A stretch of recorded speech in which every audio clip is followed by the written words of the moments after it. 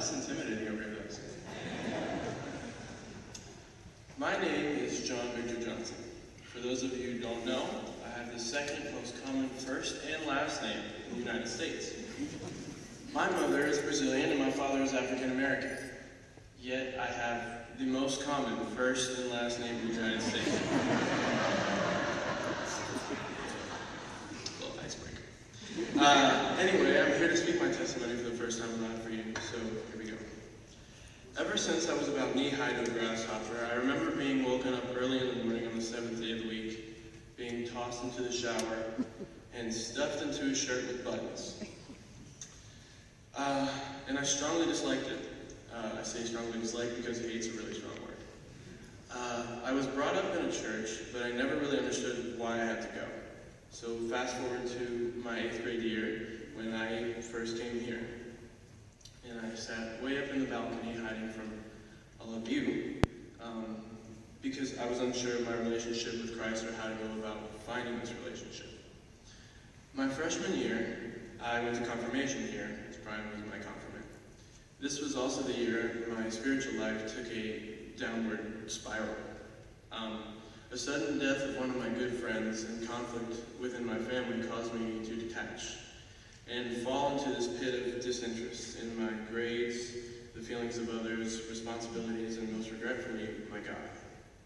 I questioned why I needed a relationship with someone who put me through all of this pain. I didn't feel I deserved this, which was wrong of me because Jesus didn't deserve anything he went through. So while feeling deprived of attention, I sought it out in the completely wrong way. I was disrespectful to authority and callous to anyone's feelings.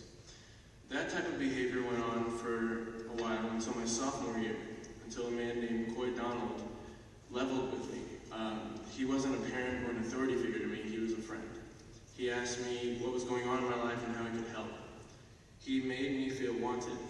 He was the one who got me reconnected to the church. So I was soon re-engaged with youth and mission work, and I'm forever grateful to him. So thank you, Coy. That same year, around June, the church took a team to Guatemala. The team was comprised of my mom and some other people that I hope are not offended by me not knowing their names. When my mom came home, I was introduced to Jerry and Beverly Kessler. And when they returned, the Kesslers had a get-together for the people who went on the said trip. And that day, Bev's granddaughter taught me how to play my first song on the piano. Shortly after that, my sophomore year, one day I came home from school to find a piano in the living room. I didn't realize that until after the passing of the Kesslers that God used them to awaken something in me.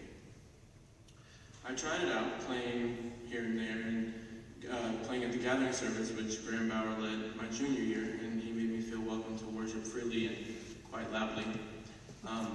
When the gathering came to a close, the new youth ministry began. The beginning of my senior year in high school was welcomed by a loud, stubby dude with a little red beard.